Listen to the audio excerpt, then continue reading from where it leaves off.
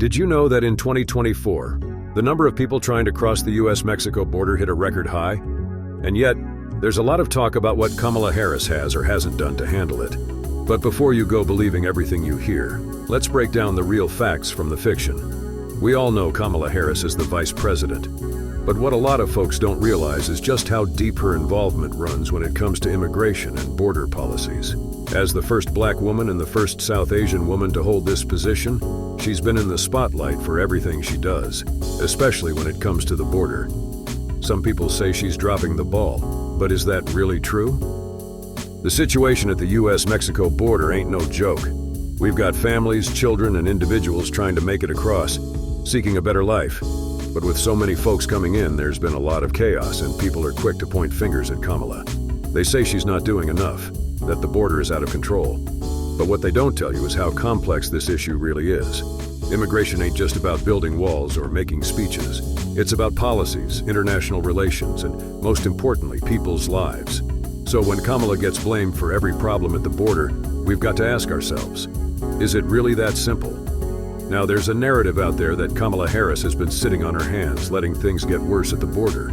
Some critics say she's ignoring the issue, while others claim she's too focused on addressing the root causes of migration in Central America, rather than the immediate problems.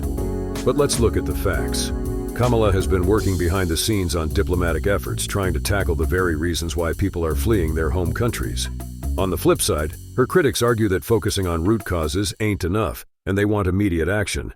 But here's the thing. Quick fixes don't always solve deep-rooted problems. Kamala's approach may not be flashy, but it's aimed at long-term change, not just putting a Band-Aid on a bullet wound. The most compelling evidence of Kamala's commitment to addressing the border issues comes from her work on the ground. She's been in talks with leaders from countries like Guatemala and Mexico, pushing for policies that create opportunities at home so that people don't feel forced to leave. Plus, her administration has been investing in border technology and resources to manage the situation more effectively. But here's where the facts clash with public opinion. While she's working on sustainable solutions, the media and her opponents often paint her as being out of touch. The truth is, tackling immigration isn't a one-woman job, and it's definitely not something that gets fixed overnight.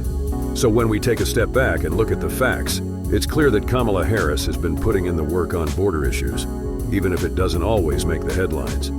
The discrepancy between what's being said and what's actually happening is real, and we've got to be wise about where we get our information from. Now, I want to hear from y'all. What do you think about Kamala Harris's approach to the border situation? Drop your thoughts in the comments, and if you're interested in learning more, check out another video on my channel where we dive even deeper into this topic. Let's keep this conversation going.